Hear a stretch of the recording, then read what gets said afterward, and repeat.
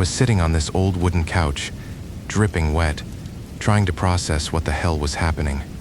The old woman across from me slid a steaming cup of tea across the glass table.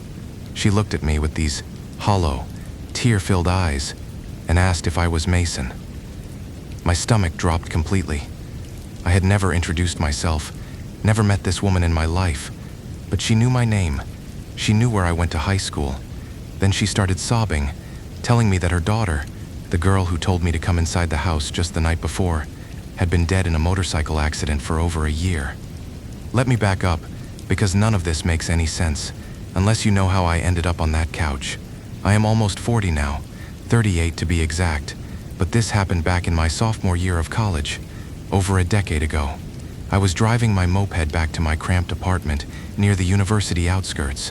It was one of those desolate, pitch-black dirt roads they hadn't bothered to put streetlights on yet.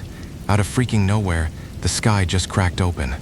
A torrential, screaming downpour hit me so fast I could barely keep my eyes open. I swerved into the first house awning I could find, just to avoid drowning on the pavement. I popped my trunk, realizing with a heavy sigh that I left my freaking raincoat back at my place. So, I just stood there shivering in the dark. That was when the heavy drumming of the rain started to ease up, and underneath the white noise, I heard it. Coming from inside the tightly shut house behind me was this low, monotonous, looped funeral chant playing from a cheap speaker. Honestly, it gave me full body chills right then and there. The street was completely empty.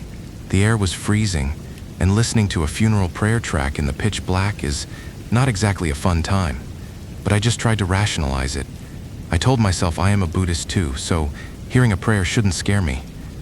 I figured an elderly person lived there, and just liked the background noise, or maybe a family member had just passed away.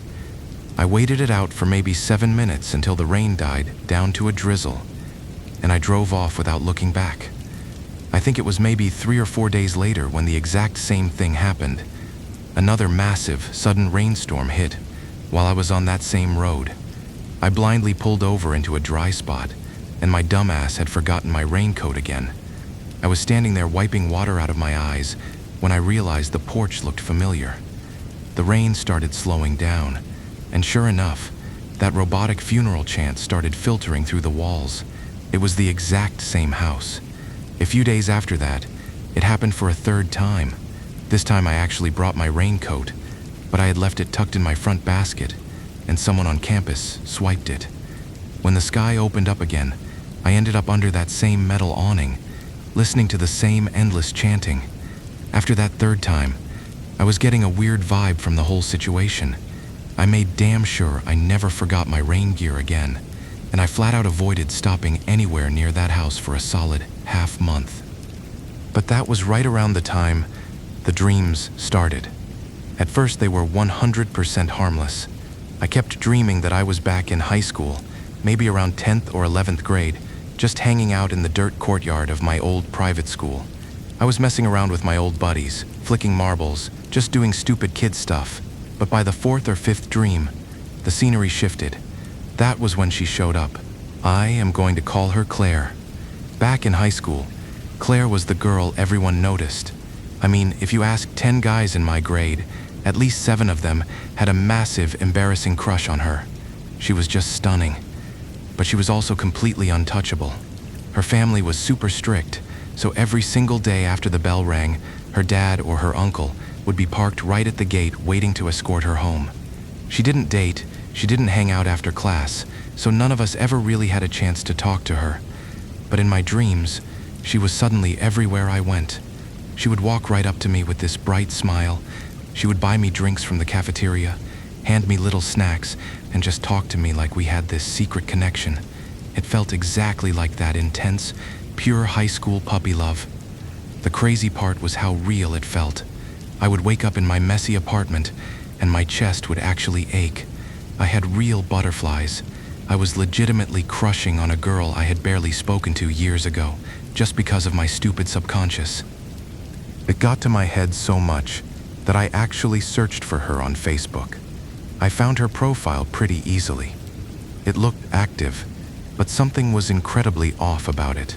The most recent photo that actually showed her face was from a year and a half ago, right when she got accepted into her freshman year of college. She looked older, more mature, and honestly, even more beautiful than I remembered. Other than that, she would post maybe once every month or two, but it was always just these depressing stock images of rainy windows or empty roads. The captions were all these heartbreaking quotes about missing someone, feeling empty, and desperately wanting to see somebody again. I sat there scrolling through her feed, legitimately convinced she had just gone through a brutal breakup. I figured, since I was already dreaming about her, maybe this was the universe telling me to shoot my shot. I sent her a friend request, planning to casually slide into her messages later. She didn't accept it, but I just shrugged and went to class. The dreams did not stop. They got way more specific. That night, I fell asleep, and Claire walked right up to me again, but this time, she looked kind of sad. She asked me why I kept driving past her house and hiding from the rain under her roof without ever coming inside. She said she was standing right there waiting for me, but I kept ignoring her. In the dream, I just laughed and told her that I had never been to her house in my life and had no idea what she was talking about. That was when she dropped her smile. She recited a street name. She gave me an exact address. She described the rusted metal awning and the heavy front door perfectly. It was the exact spot I had been hiding from the rain. She told me that the next time it poured, I needed to come inside and have a drink before I went home. She said it broke her heart watching me shiver out there in the cold. I woke up gasping for air. The realization hit me like a truck. The house with the funeral chanting was Claire's house. The next morning, I rode my moped past the address in broad daylight. I parked across the street and just stared at it, trying to convince myself my brain was just playing tricks on me. While I was watching, the front door creaked open. An older woman stepped out to throw a garbage bag in the bin. I felt all the blood drain from my face. The woman looked exactly like Claire, just aged up. They had the exact same facial structure. Through the open door, I could clearly see a wooden altar in the living room with that little plastic chanting machine sitting on it. I couldn't see a photo, but I knew for a fact it was her house. I rushed home, pulled up Facebook, and immediately started messaging her. I spent a whole week sending texts, just asking how she was, saying I went to the same high school, trying to be casual. Every single message just sat undelivered. I even went through and liked a dozen of her old photos just to trigger her notifications. Nothing. Total radio silence for over 10 days.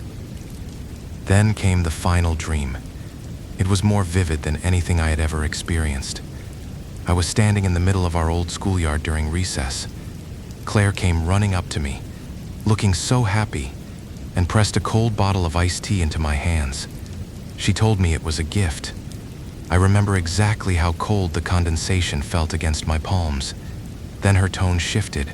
She leaned in and told me that tomorrow afternoon, if I got caught in the rain again, I had to knock on her door and come inside.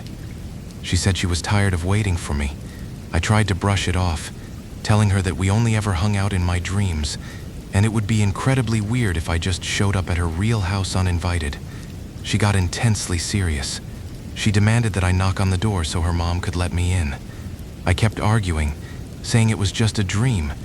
She stared right into my eyes and said, "Who told you this was a dream? It's not a dream. It's real." I jolted awake. My heart was pounding so violently against my ribs that I felt physically sick to my stomach. Yet at the exact same time, I caught myself grinning in the dark like an absolute idiot, riding this twisted, genuine wave of butterflies. I spent the whole morning acting like a complete idiot, just smiling to myself, thinking about her. Later that afternoon, I finished my classes around 4 p.m. It was brutally hot outside. The sun was scorching, baking the asphalt so much that the heat was visibly rising. I started my bike and rode for about 15 minutes. Then, completely out of nowhere, the sky turned bruised and black. A violent, screaming storm ripped across the empty road. It was so intense I could barely keep my bike steady against the wind. I dragged my moped toward the nearest shelter, practically blinded by the water. I stood there, wiping my face, when the sound hit me. I was standing under her awning for the fourth time, completely paralyzed in the freezing wind as that same monotonous, looped Buddhist funeral prayer, the exact kind they only ever play for the dead, started bleeding through the heavy steel door, droning on and on in this endless robotic loop that made the memory of the dream from the night before slam into my chest like a physical weight. I froze in place, shivering violently, and that was when I heard it. The silence between the rain was completely broken by this incredibly distinct sound coming from the other side of the solid door. It was the sound of boiling water being poured slowly into a ceramic cup, followed by the sharp clink of a porcelain lid, and then this heavy, exhausted sigh from an older woman. My mind went completely blank. I just reached out and pressed the doorbell. 10 seconds later, the door opened. It was the older woman. She had this devastated look on her face. Before I could even speak, she asked if I was Mason. That brings us right back to the couch, the hot tea, and the single worst moment of my life.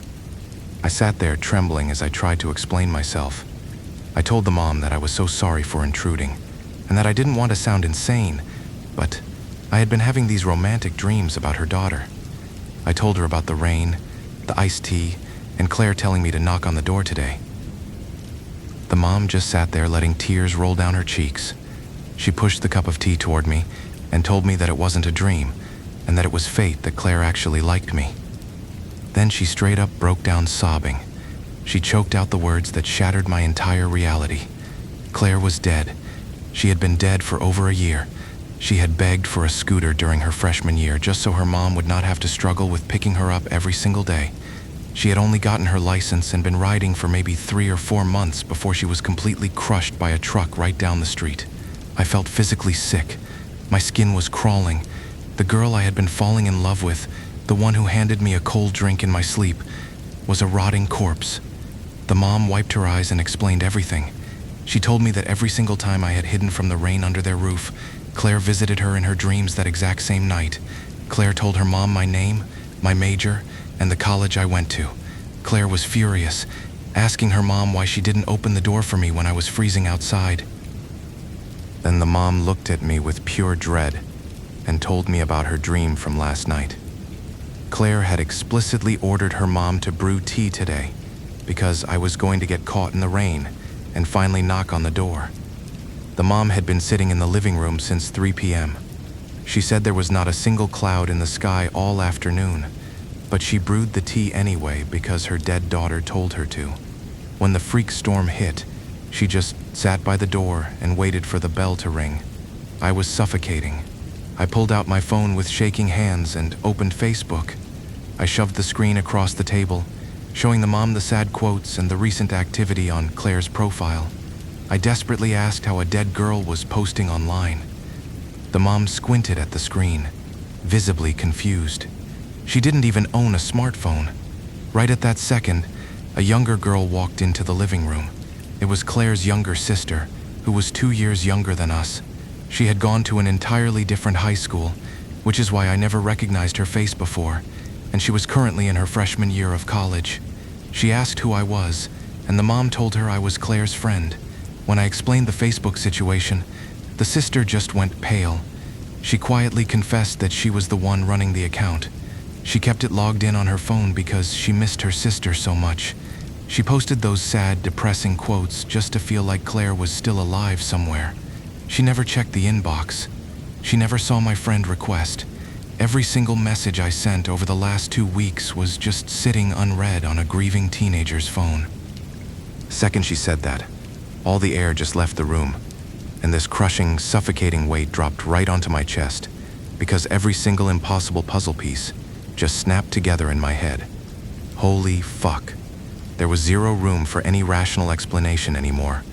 I bit the inside of my cheek until it bled, just to stop myself from crying in front of them. I just stood up, my knees completely numb. I walked over to the altar and lit a single stick of incense. I leaned to the side, peering around the vase that was blocking the frame, and there she was. It was the exact face, the exact mature, beautiful girl who had been handing me drinks and smiling at me in my sleep for the past month. I stabbed the incense into the ash bowl. I didn't say anything out loud, but inside my head, I just asked her why she did this to me, why she made me fall for a ghost. I walked out of that house, got on my scooter, and just cried. My friends asked me what was wrong later that night, and I told them I got dumped. They laughed, asking who the hell I was even dating. I didn't answer. That intense, gut-wrenching feeling of being dumped actually dragged on all the way through the end of my junior year. I never saw Claire in a single dream ever again after that day. It wasn't until I hit my senior year that my brain finally snapped out of it and fully accepted that she was just an illusion, a ghost I could never hold on to. And that house? I never drove down that road again.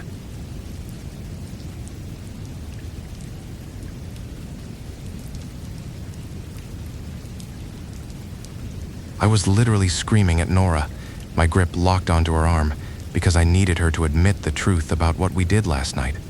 I was so sure of myself. But then I looked past her shoulder, straight into the open window of that metal guardhouse by the mud dikes. Sitting right there on the bed was another Nora. She was looking at me, tucking a piece of hair behind her ear, giving me this bashful little smirk. My grip on the real Nora's arm went completely slack. If Nora was standing right here yelling at me in the daylight, then who the hell did I spend the entire night with in that pitch-black shack? I really thought I was doing my best friend a solid. We were 17 back then. Nora was my ride or die, and she was in deep trouble. Her folks down in Kamal were hardcore traditional, telling her that if she wasn't going to finish college, she had to find a husband immediately. She had been stalling them since she was 16, making up some lie that she would just stay home, find a normal job, and asking them to give her one more year. We used to hang out at coffee shops in Saigon all the time, and she would constantly complain to me about how tired she was of her parents rushing her to get married. But time was up. She finally broke down, told me she was into girls, and asked me to fake being her boyfriend for an upcoming grandfather's family event to stall the arranged marriage talk. Her grand plan was to tell them we were waiting for me to finish my college degree before tying the knot, which would perfectly buy her 4 more years of freedom. Being a broke student, I let the promise of a free trip and a few extra bucks convince me to pack my bags. Exactly 1 week later, we were on a bus, heading down to her family's massive shrimp farm. Getting to her house was a whole ordeal. We had to get off the main road and hike a few hundred yards on this slippery dirt path right through the mangroves. The heat was absolutely suffocating. When we finally arrived, her parents were overly thrilled to see me. They were already calling me their son and talking about wedding plans as if we were getting married next week. I started getting really anxious because I knew there was a huge feast that night with a ton of homemade rice wine. Look, I was a city guy, and I knew exactly how crazy these countryside drinking sessions could get. I pulled Nora aside and told her straight up that if I got blackout drunk on that liquor and they forced us into the same bedroom, my messed up male instincts might take over. I was genuinely terrified. I wouldn't be able to control my own urges in the dark and do something completely unforgivable to her. Nora was just as freaked out since she had zero interest in guys, so she came up with a plan. She slipped some money to this older family friend of hers named Liam. The plan was that around 7:15 p.m., Liam would come in and pretend to invite me out to the shrimp guardhouse for a late-night drink, keeping me away from the main house. The guardhouse was this rusty tin shack sitting by the water, maybe 100 feet away from the main building. We were supposed to hang out there until maybe 9:20, or somewhere past 10 p.m., when he would head back, and then I would just crash on the proper mattress they actually had set up in there, right under a running electric fan, claiming I was too drunk to walk back. It seemed like a decent plan until I actually got out there with Liam. He was already plastered by the time we sat down. We didn't even drink, we just chain-smoked while he kept slurring his words, rambling about how unfair life was. He kept mumbling about how much he pitied the 2 sisters, and how the older one had such a tragic life, while Nora got treated like a princess. My brain was pretty fuzzy from the alcohol I had earlier, so I had no idea what he was talking about. I just assumed he was talking crazy, maybe venting about some neighborhood drama or something. So I just nodded along until I finally felt my eyes getting heavy. I crawled into the mosquito net on the bed and passed out while Liam eventually stumbled back home in the dark. I woke up a few hours later with a massive knot in my stomach. I don't know the exact time, maybe around 11:42 p.m. or something, but the cheap food from the feast was definitely tearing up my insides. I desperately needed a bathroom. Out there in the deep country, guys usually just handle their business right into the fish ponds, but I was way too squeamish for that. I decided to make a run for the main house. I stumbled across the dark yard and thankfully found the back door unlocked. I sneaked into the indoor bathroom and spent a good 15 minutes fighting for my life on that toilet. When I finally finished and pulled my pants up, I pushed the bathroom door open and stepped out into the dimly lit kitchen area. I kept my head down, still feeling completely awful, when I heard this incredibly soft, feminine giggle echoing in the dead quiet kitchen. I snapped my head up. Leaning right against the brick wall of the kitchen was Nora. She was wearing a floral pajama set, with her arms crossed and her head tilted down so her long hair covered half of her face. She was just standing there in the shadows, looking at me with this weird, shy little smile. I immediately felt my face get hot with embarrassment. I awkwardly told her that it was incredibly disgusting for her to be standing right outside the door when I just took a massive stinking shit in there, and suggested she just go back to bed so I could go sleep in the shack. The layout of those old countryside houses is super long, so from the back kitchen to the front door is a straight walk of almost 100 feet. I started making my way up toward the front, fully expecting her to turn into her bedroom halfway down the hall, but as I walked past her door, I could hear the soft padding of bare feet right behind me. I stopped and looked over my shoulder. She was still there, maybe 5 feet away, walking slowly and tucking a strand of hair behind her ear with this incredibly bashful, almost seductive look on her face. My stomach tied into knots. I was getting really uncomfortable. I flat out asked her what the hell she was doing, reminding her that just last week she was crying about being a lesbian. I told her I wasn't going to play any weird games with her and that she needed to stop acting like this. She didn't say a single word. She just kept looking at me with that exact same flushed, eager smile. I scoffed and asked her if she was just some kind of part-time lesbian now, but she just stood there. I shook my head, walked out the front door, and pulled the metal frame shut behind me. The front room was dark except for the tiny red chili pepper lights blinking on the family altar. I looked through the glass pane of the door and saw her standing right next to the glowing altar, still twisting her hair around her finger. I told her through the glass to go to sleep. She slowly turned her head away from the door, took one single step into the shadows, and was just gone, like the red altar light just passed right through where she was standing. I literally rubbed my eyes. 1 second she was illuminated by the red lights, and the next, she was just gone. I tried to convince myself that I was just exhausted and experiencing some drunk tunnel vision, so I turned around and started the short walk back to the tin shack. I took my time, looking up at the stars and letting the night breeze cool me down. But the second I stepped onto the dirt mound near the shack, I heard that exact same soft giggle coming from inside. I froze. I looked through the small square window of the tin wall and saw her. Sitting cross-legged inside the white mosquito net on my bed was Nora. My brain completely short-circuited. I was just talking to her inside the house a minute ago. I marched up to the window and angrily told her that she was taking the joke way too far and that her parents would flip if they caught us out here. She just sat there in the dim moonlight, tilting her head with that shy, inviting smirk. I was so annoyed that I reached out and ripped the tin door open to drag her out of the bed. The bed was empty. The mosquito net was perfectly tucked in. She was completely gone. I stood there staring at the empty mattress for maybe 3 seconds before I heard this heavy, squelching sound of wet mud being stomped on right behind me on the dirt dike. I whipped my head around and looked out the window. Walking away along the ridge of the shrimp pond, about 20 feet away, was Nora.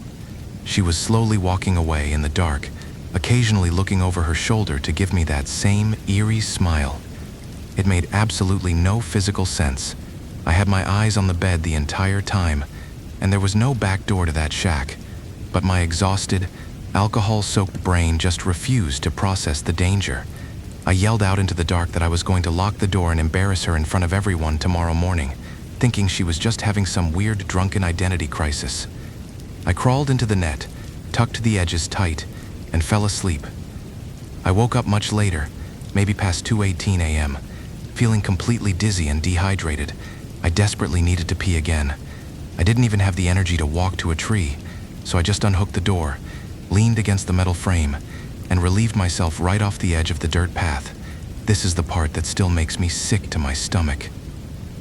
When I stumbled back inside and pulled the mosquito net up, I saw a figure lying on the bed. Before I could even process what was happening, hands reached up and pulled me down into the pitch black. We were completely naked under that heavy blanket in seconds. It wasn't romantic, it was just raw and messy. The tiny space was instantly suffocating, just this overwhelming stench of cheap perfume, sour sweat, and absolute body heat. I couldn't see a damn thing. It was just heavy breathing, skin slapping against skin, and desperate grabbing. In my blurry, drunken state, I caught a glimpse of a face in the dark, and literally convinced myself it was Nora. I know how fucked up this sounds, but my brain was so fogged up with alcohol that I just thought, maybe she's not actually gay after all.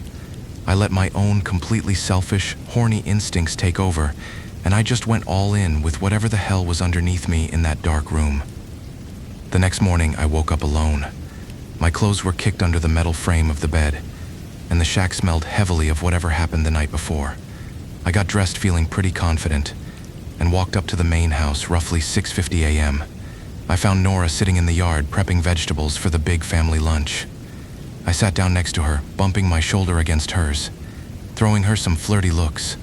She just looked at me like I was an idiot.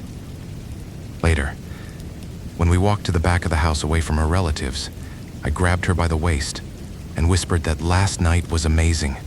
She instantly jabbed her elbow hard into my ribs, glaring at me like I was a creep. She told me to back off and swore she had been asleep in her own bed the entire night. I felt a cold chill run down my arms, but she stormed off before I could argue. The weirdness didn't stop. Right around 11:15 a.m. or maybe just before noon, while everyone was resting to prepare for the main banquet at 1:30 p.m., I walked out of the bathroom and saw her standing by the kitchen wall again, wearing a completely different outfit from the one she had on outside. She had that same bashful smile.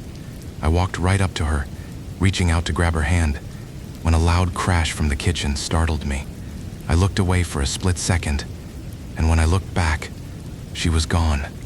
I sprinted straight to her bedroom, ripped the door open, and found Nora fast asleep on her mattress, looking like she had been dead to the world for hours. Just before 4:45 p.m., the feast was wrapping up. I was standing near the shrimp ponds with Nora, and I was genuinely pissed off. I thought she was treating me like a toy, sleeping with me and then gaslighting me all day. I grabbed her arm hard and demanded she tell me the truth about what happened in the shack. She slapped me right across the face. She screamed that she was a lesbian, that this was purely a business deal, and that I was completely out of my mind. I was so angry I grabbed her wrist again and pointed toward the open door of the guardhouse to show her the messy bed. That was when my reality broke, because sitting inside that shack, looking right at me, was the girl. The exact same face, the exact same hair, giving me that shy, sickening smile. Her pajama top was dragged halfway down her arm, exposing her bare shoulder. Her hair was this damp, tangled mess stuck to her sweaty neck, and she was staring at me with this heavy, exhausted, deeply satisfied look. She looked exactly like someone who had just finished rolling around in the dark. Holy fucking shit. I froze. I pointed a shaking finger at the shack and mumbled something completely incoherent. Nora ripped her arm away, yelled at me to leave her alone, and stormed back toward the house. The second she turned her back, the space inside the shack was just empty dirt and rusty walls. The absolute dead silence of the mud dikes hit me so hard my knees actually buckled. I couldn't hear the water, couldn't hear the bugs, just the sickening sound of my own ragged breathing. I ran toward the front yard and grabbed Liam by the shirt. I practically begged him to explain what he meant last night when he was rambling about two sisters. Liam looked at me confused and said he was talking about Tara, Nora's older sister. He told me Tara had died 5 or 6 years ago. She was bitten by a stray dog, contracted rabies, and passed away right around her 15th birthday. He said she was his first love, and that they had moved her altar to this new property when they relocated the shrimp farm. My chest felt like it was caving in. I walked into the living room and stared at the large wooden cabinet holding the family altar. The way it was built, the ancestral photos were hidden behind decorative wooden panels, so you couldn't see them from the front. I slowly shifted to the side and peered through the narrow gap in the wood. Sitting right there in a dusty glass frame was a standard ID photo, printed out with a bright blue background, showing a 15-year-old girl. She looked absolutely identical to Nora. It was the girl from the kitchen, the girl from the dike, the girl in the shack. I stumbled backward, feeling the blood drain completely out of my face. I grabbed Nora, dragged her into the yard, and told her everything in a blind panic. She turned pale white. We rushed to borrow a motorbike and rode about 4 or 5 kilometers to the old property to light incense at Tara's grave, with Nora crying and begging her sister to leave me alone. We bailed that same afternoon. On the long bus ride home, Nora quietly filled in the gaps. Tara was 15 when a rabid dog bit her, and she died right in the middle of her teenage romance with Liam. Nora eventually came out as a lesbian the following year, and her parents learned to accept it. Nora got to move on with her life, but my brain is permanently stuck in that tin shack. What if I hadn't yelled at Nora outside the house? What if I had actually grabbed the handle of that tin door and pulled that thing out of the shack?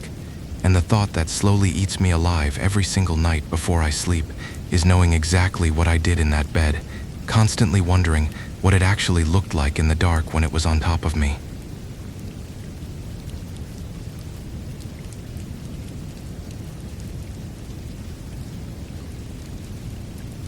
The fluorescent light in that office bathroom was buzzing so loudly, but all I could hear was the blood rushing in my ears as I stood there, trembling over the sink. I had just unzipped my slacks to use the restroom, only to find nothing underneath. My underwear was just missing. And it wasn't just that. My lower half and upper thighs were completely raw, slick with this thick, disgusting layer of sick residue that smelled faintly of cheap perfume and saliva. I frantically ripped my button-down shirt open in front of the mirror, my stomach violently dropping as I saw the sick, perverted bite marks, sadistically deep purple bruises, and jagged fingernail scratches running down my ribs like I had been used as some sick rag doll. I couldn't remember a single second of it. I still feel nauseous just thinking about it. This whole sick nightmare started a few years back when I was working at a bank branch out in Q-Chi. I was young, making good money, taking care of my appearance, and obsessively trying to climb the ranks. I was stationed on the 3rd floor, eyeing a spot on the 4th, completely ignoring the rumors. The senior guys tried to warn me. They whispered about Lucille, this heavy-set older HR lady who ran the 4th floor like a tyrant. They said she specifically preyed on young, ambitious guys, using her power over salaries and promotions to force them into things that would get anyone else locked up. I thought they were just exaggerating. Looking back, I was just so damn full of myself back then. I was in my late 20s, driving a shiny new scooter, always sporting a fresh haircut, an expensive phone, and heavy gold chains and rings like some spoiled rich kid. I thought I was untouchable. The bank was this massive building with 7 or 8 floors. The ground floor was just basic customer service and tellers, but the real power dynamics happened upstairs. Every floor you moved up meant more money and more authority. I had just crushed my quarterly targets on the 3rd floor and was officially getting bumped up to the 4th. That was when an older colleague named Derek pulled me aside. He looked genuinely stressed for me. He told me that ascending to the 4th floor meant I was entering Lucille's hunting ground. He described her as this incredibly imposing woman in her 50s, very heavy set with dark skin and way too much thick, cakey makeup. Apparently, she had been offered promotions to upper management for years but flat out refused them. She wanted to stay exactly where she was because that specific HR position gave her absolute control over every single employee's salary, transfers, and bonuses. Derek warned me that she had a sick obsession with young, good-looking guys. He casually mentioned that a few of the younger executives on the 5th and 6th floors only got their positions because they had slept with her in her office. I remember laughing it off, calling it a bunch of corporate crap, assuming guys were just making up rumors because they were intimidated by a female boss.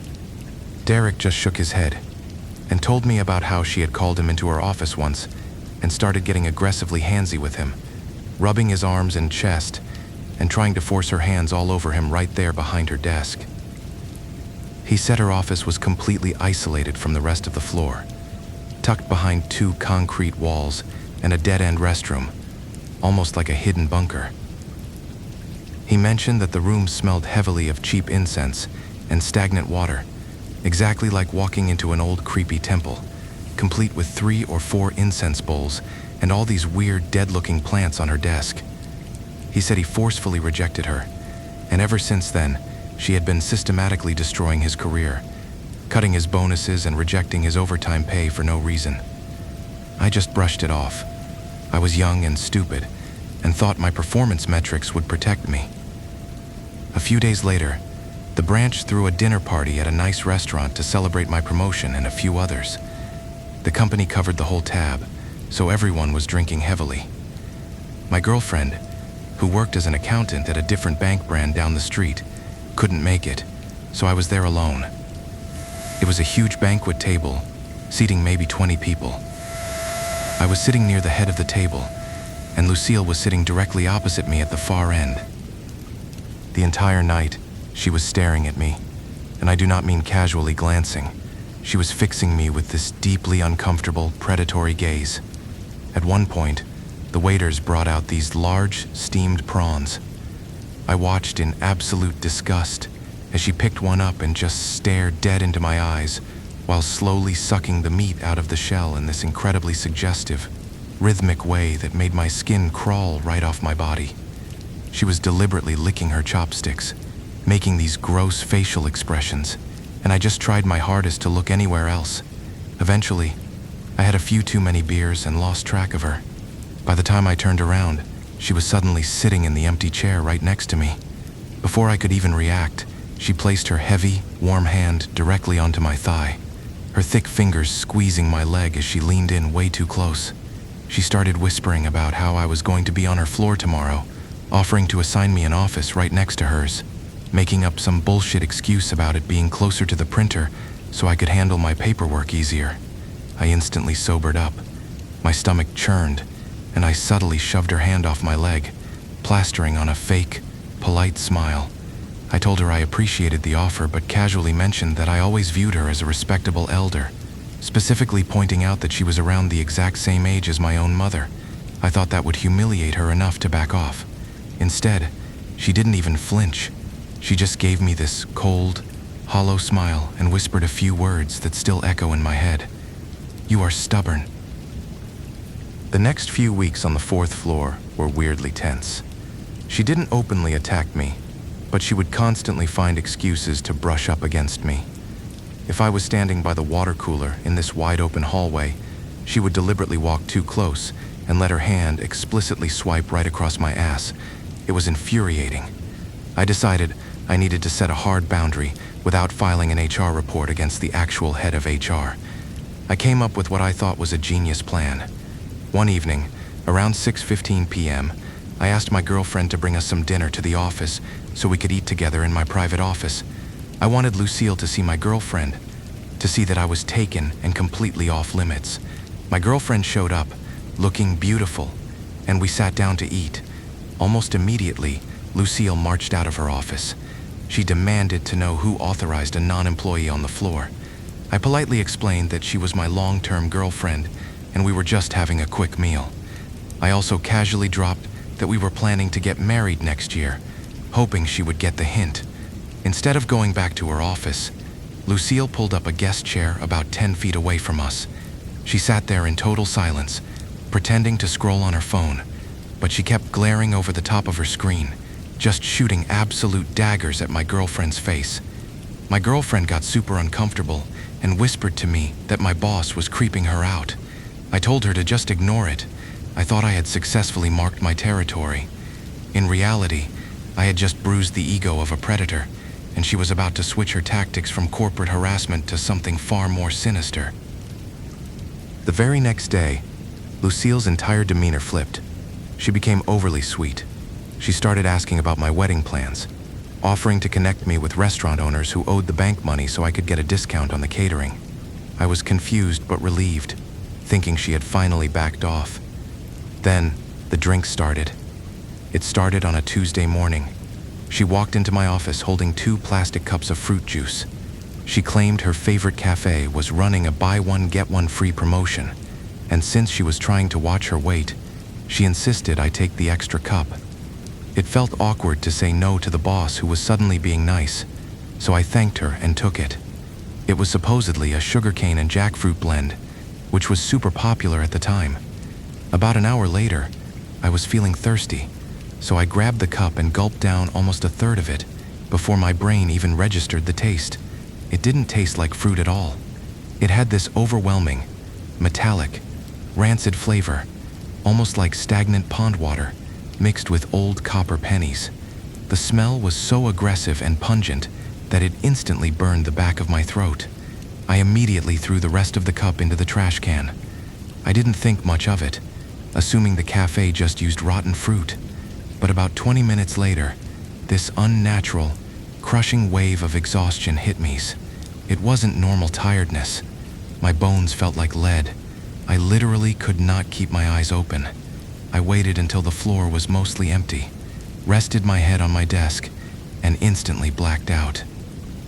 I fell into this incredibly vivid, fast-paced dream that felt like it only lasted maybe 30 seconds or a minute. I was walking through a beautiful park, holding hands with a woman. I felt this intense wave of love and comfort, assuming it was my girlfriend. But in the dream, I suddenly realized the hand I was holding felt thick and rough. I looked over, and the woman turned her head. It was Lucille. Her face was inches from mine, caked in makeup, smiling this grotesque, loving smile. I violently jolted awake, gasping for air, my heart hammering in my chest. It scared the crap out of me. I felt deeply violated just from the dream, muttering to myself about how messed up my subconscious was. The lethargy lasted all afternoon. Every time I closed my eyes for even a second, I saw her face. I had absolutely no idea what was actually in my system. It makes me want to vomit just thinking about it now, knowing that rancid, bloody copper taste was a filthy black magic hex made directly from feminine fluids.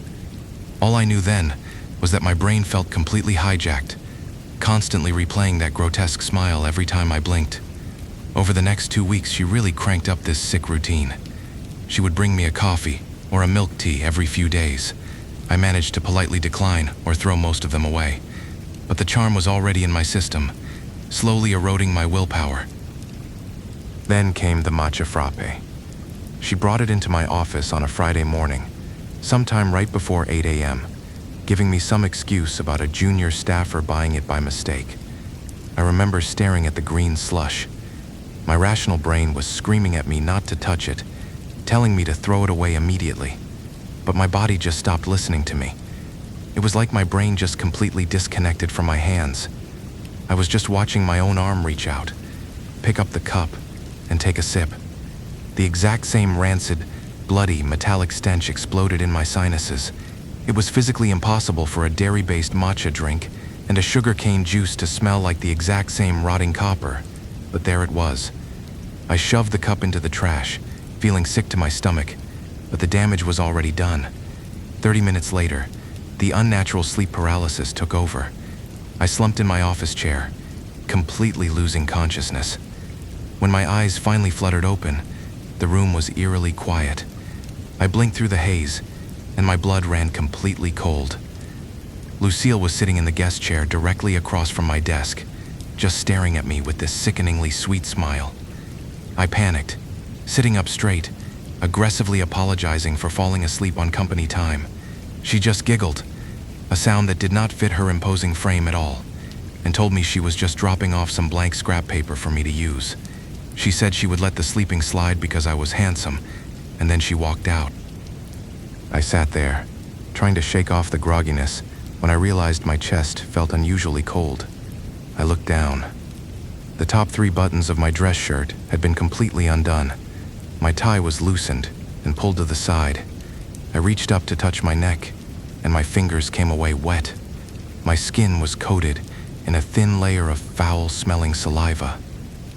What the absolute fuck?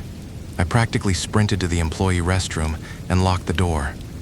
I stared into the mirror, my breath catching in my throat. Right on my collarbone, there was a massive dark purple hickey surrounded by faint, smeared red lipstick. I furiously scrubbed my neck with soap until the skin was raw and burning, trying to wash off the violation. When I walked back out to the main floor, Derek came over to my office, looking at me with this mix of pity and disgust. He asked me why Lucille had been locked inside my office with the blinds drawn for the last 45 minutes. I looked at the clock. It was nearly 10 a.m. I had drank that matcha just before 8. I had lost a huge chunk of my morning, and I couldn't remember a single second of her being locked in my room for 45 straight minutes, unbuttoning my shirt and marking my body. I should have quit right then and there, but I was still in denial, trying to rationalize it using corporate logic. I convinced myself that as long as I never fell asleep around her again and never drank anything she gave me, she couldn't physically force me to do anything. I was a grown man, stronger than her. For the next 10 days, she completely ignored me. She didn't look at me, didn't talk to me, didn't bring me any drinks. My anxiety slowly faded. I thought she had finally given up. I didn't realize she was just letting my guard down, preparing the final trap. It happened on a busy Tuesday morning. A junior employee came up to my office in a massive rush, handing me a stack of urgent administrative paperwork that required both my signature and the HR director's signature. I signed my portion and told him to run it over to Lucille. He frantically apologized, saying he had an angry client waiting downstairs and begged me to just hand it to her myself. Before I could argue, he bolted to the elevator. Derek saw the whole thing. He walked over, his face pale, and explicitly told me not to go in there. He told me that she had been waiting for this, that her office was a black hole, and that guys who went in there alone didn't come out the same. I laughed confidently, telling him that this was a professional bank with security cameras everywhere. I told him I was just going to drop the papers on her desk and walk right back out. I straightened my tie, grabbed the folders, and walked down the long hallway toward her corner office. It really was isolated. I had to pass through a heavy fire door, walk past the dead-end employee restrooms, and turn a blind corner just to reach her door. I knocked, and she called out for me to enter in a completely normal, professional tone. I pushed the door open, and the atmosphere in the room hit me like a physical wall. The air was incredibly thick and unnaturally warm. The first thing I noticed was the absolute silence. It was like the ambient hum of the bank's air conditioning just ceased to exist in this space. And then, the smell hit me. It was that exact same metallic, rancid, bloody stench from the drinks, but amplified 100 times, wafting directly from 4 or 5 small, withered, potted plants sitting on her windowsill. The walls were decorated with these deeply unsettling, suggestive statues of fully exposed figures intertwined, and paintings of half-dressed women pouring water. It looked like the back room of an illicit underground spa, not a corporate HR office. The second I inhaled that sickly sweet, rotting air, my knees buckled slightly. All the confidence, all the adrenaline I had in the hallway just evaporated. My shoulders slumped, and a heavy, suffocating lethargy settled over my brain. She didn't even look up from her computer. She just told me to leave the papers on her desk and go sit on the leather sofa in the corner because her eyes were bad and it would take her a while to read through the contract. I wanted to say no. I wanted to tell her to call me when she was done, but my mouth wouldn't move. My willpower was completely severed. I mindlessly walked over to the sofa and sat down, staring blankly at the wall as she slowly, deliberately flipped one single page every 2 minutes, I sat there in a complete stupor. I didn't check my phone. I didn't tap my foot. I just existed in this heavy, drugged state. After what felt like an eternity, the fruit candy I was nervously chewing on made my throat incredibly dry. I desperately needed water. I forced myself to stand up and walked over to the water dispenser in the corner of her room, but the jug was completely empty, bone dry. She had orchestrated the entire thing. Without looking up, she casually mentioned that there was a fresh pot of expensive imported tea on the glass table in front of the sofa. She urged me to drink it, insisting it would wake me up. I sat back down, staring at the porcelain cup. I was so incredibly thirsty, and my brain was so deeply fogged by the atmosphere in that room that I just surrendered. I poured a lukewarm cup and downed it in one gulp. It was pure, concentrated filth. It tasted like ash and spoiled copper. I gagged, clapping my hand over my mouth to stop myself from throwing up right on her rug. The room immediately started spinning. The edges of my vision went dark. I heard her voice floating through the heavy air, telling me to just lie down on the sofa and rest my eyes, promising to wake me up when she was done signing. My body just collapsed onto the leather cushions. I mumbled a weak, defeated agreement, and the world went completely black. When I finally opened my eyes, the room was still dead quiet. I felt like I had been hit by a truck. My entire body ached with this deep, hollow exhaustion. Every ounce of my physical energy was completely drained, leaving me feeling hollowed out and shaky, exactly like the intense physical fatigue you feel after severely overexerting yourself. I slowly sat up, my head pounding.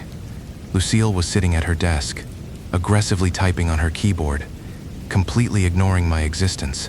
She didn't even glance in my direction. She just coldly told me the papers were signed and to take them and leave.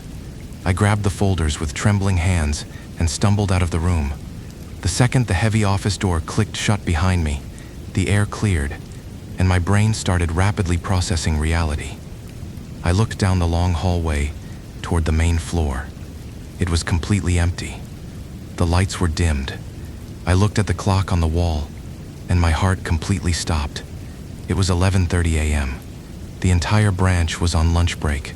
I had walked into her office just after 8 a.m. Over 3 hours had vanished from my memory. Panic seized my chest. I rushed to my desk, threw the paperwork down, and bolted toward the bathroom to splash water on my face.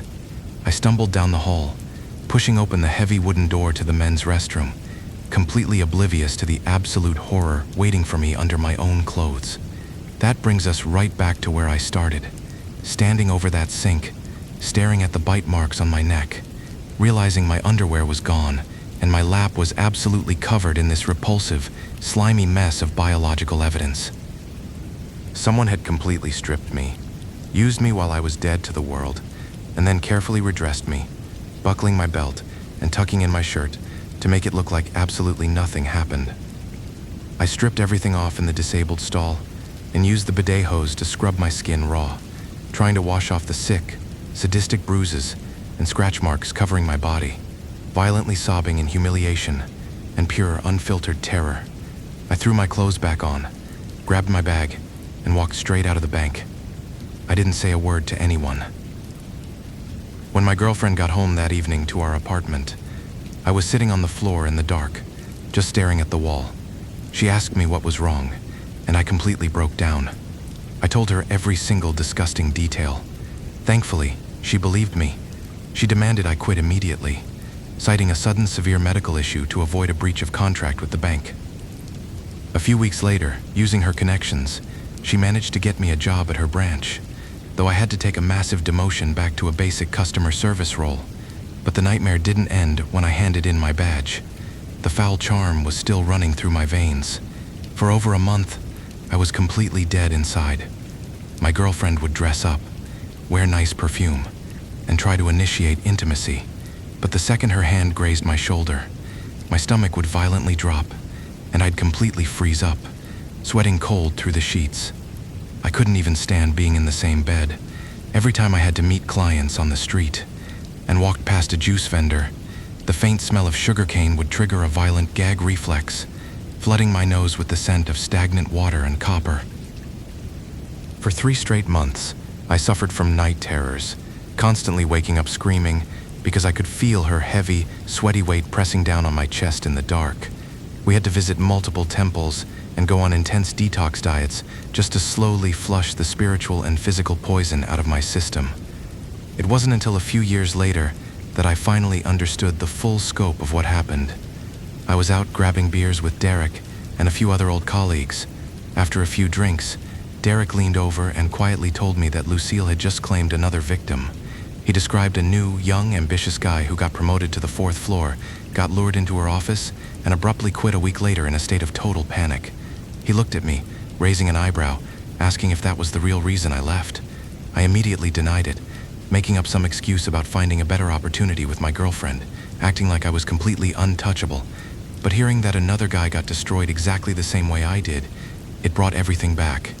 It's been years, but I still can't shake the physical toll it took on me. To this day, I can't drink anything someone else hands me, not even my closest friends. Whenever I walk past a juice stand and smell that faint sweet scent of sugarcane, my throat instantly closes up, and I vividly remember the metallic, rancid stench of that office. I know exactly why she stays in that HR role. She's built a perfect little web on that 4th floor, and I have to live with the fact that I was just another piece of meat she chewed up and spat out.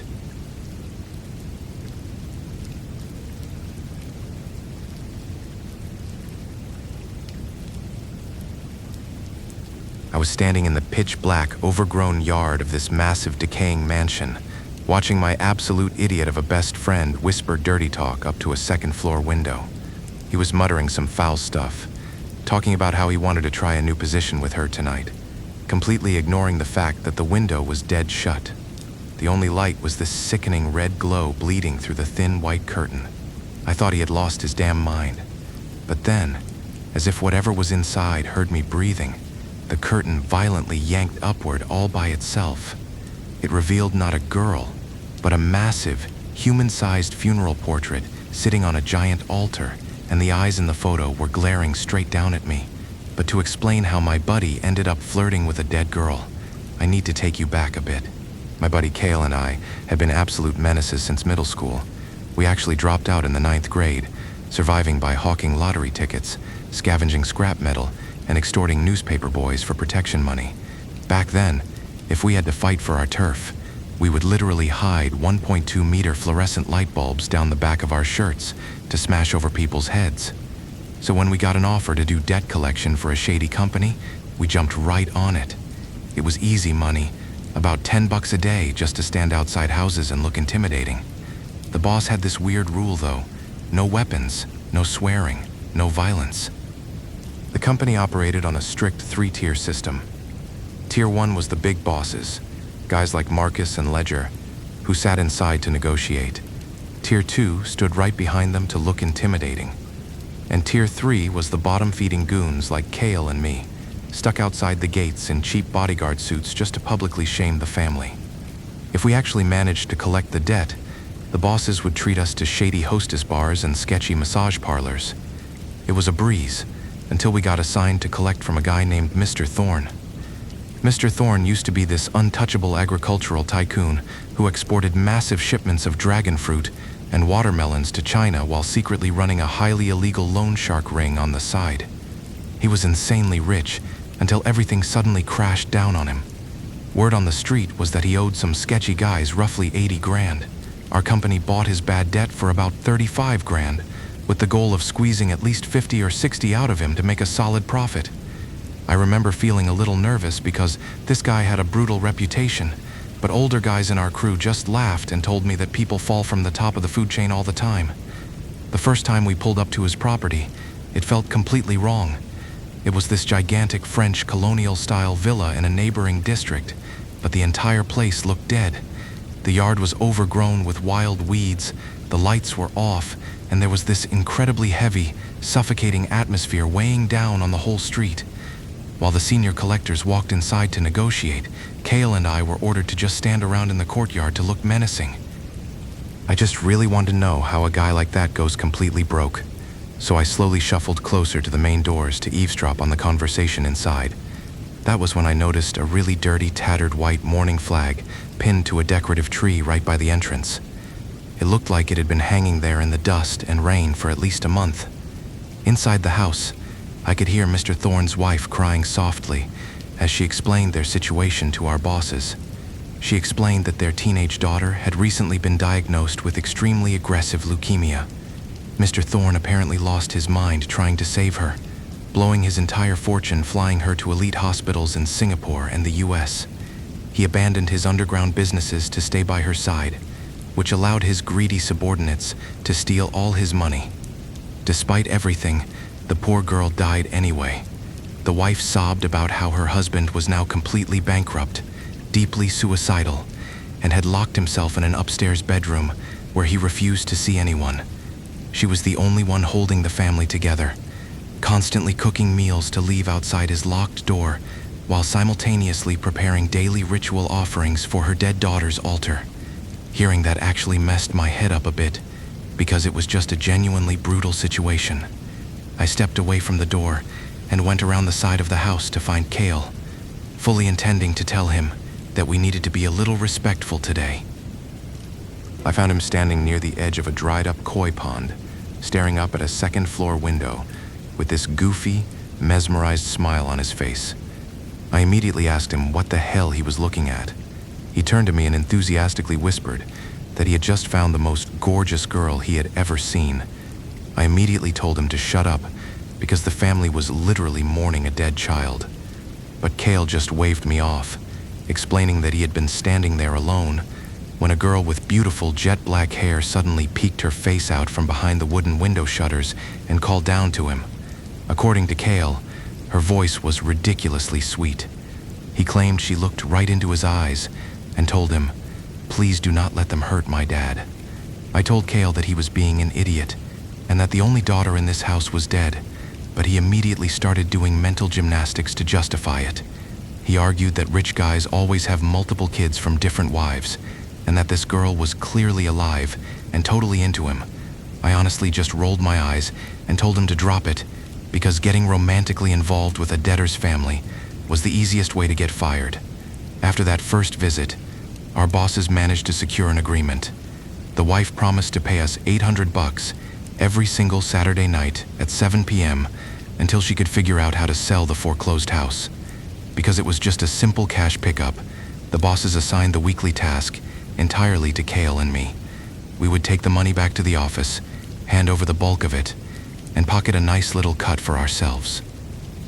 Every Saturday evening, we would ride our cheap beat-up scooter over to that dark villa. I would always go inside to collect the cash while Cale insisted on staying out in the yard. The wife was extremely polite but always made me wait on the living room sofa for 10 or 15 minutes, claiming she was in the middle of braising a pot of fish or needed to run upstairs to get the envelope. Every single time I walked back out to the yard with the cash, Cale would be pacing around, looking incredibly smug. He would constantly brag about how his relationship with the girl upstairs was progressing, claiming they were talking through the window every week and that she was completely obsessed with him. I kept telling him it was absolute crap, because the house was always dead silent. But by the 4th or 5th week, I started noticing some really alarming physical changes in my best friend. Cale was losing weight at a terrifying speed. He was eating like a bird, taking maybe 1 or 2 bites of rice before pushing his plate away. It was around week 6, or maybe week 7. I honestly cannot remember, when we were riding to the house, and he suddenly asked me to pull over at a street market so he could buy a cheap tool to punch new holes in his leather belt. His pants were literally falling off his waist. His skin was turning this sickly, translucent pale color. His eyes were sunken with heavy purple bags, and he was constantly yawning like he had not slept in months. I finally confronted him about his health, and that was when he admitted that he and the girl from the window were meeting up every single night in his dreams. He started getting into these deeply messed up, filthy details about how they were hooking up while he slept. He was bragging about how he'd just tap her on the back to switch positions, claiming that smashing her in the dream world got him off way harder than anything in real life. He proudly told me that she was trapped in her room because her depressed dad had confiscated her keys. So the dream world was their only way to be completely intimate. The way he talked about it made my stomach churn. The details were so vivid and bizarre that I realized he was not just making up a lie to sound cool. He legitimately believed he was in a physical relationship with a girl who could magically project herself into his bedroom every night. That brings us right back to that terrifying night in the courtyard. I had just collected the weekly $800 from the wife. Usually, I would shout for Kale so we could leave together, but I was so sick of his delusions that I decided to sneak out quietly and catch him talking to thin air just to prove he was crazy. I crept around the side of the house in the pitch-black darkness, stepping carefully over the overgrown weeds. I found him staring up at that second-floor window, whispering those disgusting, intimate promises about what they were going to do together in his bed later that night. I stepped closer, entirely focused on the completely shut glass and the sickening red light bleeding through the thin curtains. I was about to grab his shoulder when the fabric violently ripped upward. Every single muscle in my body completely locked up, and all the blood just drained out of my face. Holy fucking shit. The window was not a window to a bedroom. It was a direct line of sight to a massive human-sized funeral portrait resting on a huge wooden altar. The picture was an enlarged student ID photo of a young girl, but the proportions were totally wrong, making her head look gigantic.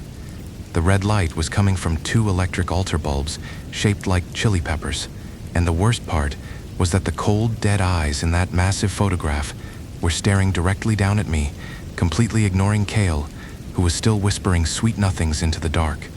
I grabbed Kale by the collar, screaming at him to move, and practically dragged him to the scooter.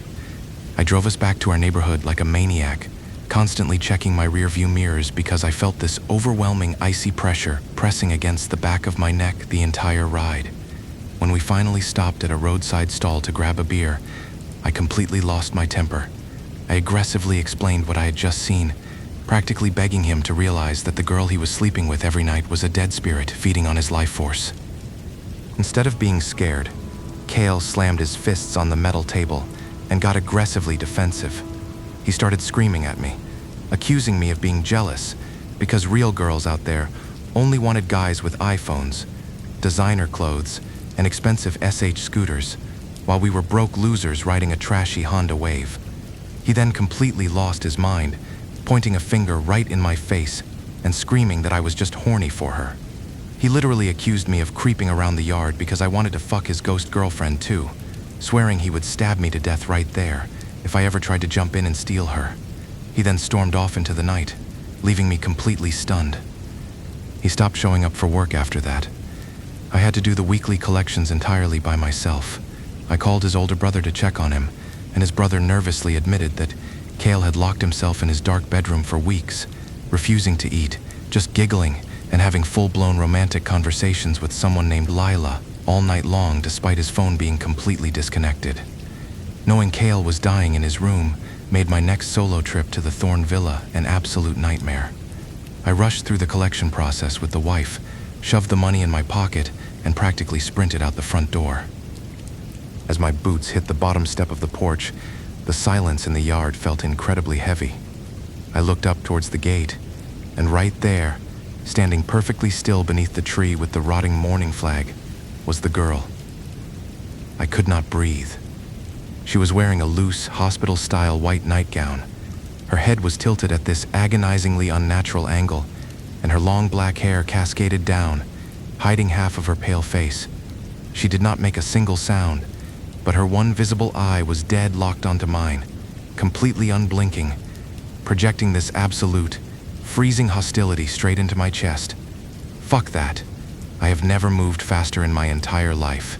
I threw myself onto my scooter, kicked the engine to life, and sped out of that alleyway, praying to every god I knew, while refusing to look back because I could vividly hear this wet slapping sound of bare feet sprinting on the asphalt right behind my rear tire. I was physically sick with a high fever for 3 straight days after that. When I finally recovered, I went straight to Boss Ledger. Gangsters in my city are surprisingly spiritual, so when I explained that my buddy was being drained dry by the ghost of a debtor's daughter, Ledger looked completely terrified. He told me that he was planning a trip down to Chowdock to pray at Lady Shu's temple for good business, and suggested I trick Kale into coming with us so we could drag him to a highly respected spiritual master down there. Armed with that plan, I actually went to Kale's house to drag him out, but the second he opened his bedroom door, my blood ran cold. He was completely shirtless, wearing nothing but ratty boxer shorts. His skin was pulled so tight, you could literally count 4 or 5 individual ribs jutting out of his chest. Before I could even pitch the fake trip to him, he just glared at me with this sickening, knowing smirk. He leaned in and whispered, "You are trying to trick me into seeing a priest to separate me from Lila, aren't you? She already told me everything. She heard you plotting with Ledger. Keep dreaming. You are never taking her from me." He then screamed at me to get the fuck out of his house and slammed the door in my face. That meant that dead girl had literally followed me back to the office and listened to my entire private conversation with Ledger. I rushed right back to the office and told Ledger everything. Realizing how incredibly dangerous and aware this spirit was, Ledger immediately drove me down to Chowdock, just the two of us, to meet that spiritual master. The master listened to our story and explained that Mr. Thorne was being haunted by his own daughter's spirit as karma for his cruel past. But because his wife was constantly praying and doing good deeds, her good karma was shielding him from being completely destroyed. Since the dead girl couldn't fully consume her father, she decided to latch onto a vulnerable idiot like Kale instead. The master spent an hour chanting over a standard A4 sheet of printer paper before folding it into a heavy, tight triangle that was literally 2 fingers thick. He strictly instructed us that the only way to sever the connection was to forcefully bury this paper deep inside the ash of the main incense bowl on the girl's altar. I was absolutely terrified of going into that red room, but Ledger promised to back me up. The following Saturday, Ledger accompanied me to the villa, carrying a large fruit basket. He smoothly manipulated the wife, claiming he wanted to pay his deepest respects to her tragically lost daughter to ensure good luck for their financial negotiations. The wife was hesitant, but felt pressured by the power dynamic, so she slowly led us upstairs. The second she unlocked that bedroom door, the temperature dropped at least 10 degrees. The entire room was bathed in that nauseating red light. There were old, dusty dolls sitting exactly where they had been left before she died. The wooden altar was absolutely massive, dominating the entire back wall. Ledger immediately stepped up to the wife, intentionally shifting his body weight to physically block her line of sight to the altar. He loudly asked her a series of incredibly complicated questions about the bank's interest rates and foreclosure policies to force her to turn around and focus entirely on him. I took the opening and stepped right up to the altar. The incense bowl was about the size of a large ceramic rice bowl, packed tight with years of gray ash. I reached into my pocket, my hands shaking violently as I stared up at that colossal smiling face in the portrait that felt like it was actively leaning out of the frame to bite my face off. I just blindly shoved my fingers deep into that cold, dense ash and jammed the thick paper triangle all the way down to the very bottom and desperately scraped the ash back over it as fast as humanly possible, just praying she wouldn't realize what I was doing. I let out a loud, fake cough to clear my throat, which was our prearranged signal. Ledger casually glanced over my shoulder, muttered, "You done?" under his breath, and I just gave him a frantic nod. I lit a stick of incense to cover my tracks, mumbled a desperate prayer for Kale's life, and backed away as fast as I could. We got out of that house without incident, and the change was almost instantaneous. Within a few days, Kale completely snapped out of his delirium. He woke up feeling physically disgusted by the memories of his dreams, packed on some weight, and immediately quit the debt collection business to work a normal blue-collar job. As for the house, the atmosphere shifted completely. A few weeks later, I actually met Mr. Thorne in person when I went to collect the cash. He had stopped hiding in his room. He looked completely serene, his head fully shaved, wearing simple gray monk robes and a wooden prayer bead necklace. He handed me the envelope, but he actually put an extra $25 in there as a bonus. He spoke in this incredibly gentle, calm voice, telling me to inform Ledger that he was currently making calls, reconnecting with his old business network, and getting his operations back on track. He politely asked us to give him a few more months to clear the entire debt. And he actually pulled it off. It took him a little over a year, but he utilized his brain, cleared the books, and got his life back. It just proved that a real tycoon never loses his touch once his mind is free from the dark cloud. Cale quit the crew right after he got his appetite back. He works in a shipping warehouse now. We still grab a beer sometimes, but it's different. We don't talk about our gangster days. We don't talk about debt collection. And we absolutely, under no circumstances, ever mention the name Lila, or what it felt like to be stared down by a dead girl in a red room. We just drink in silence.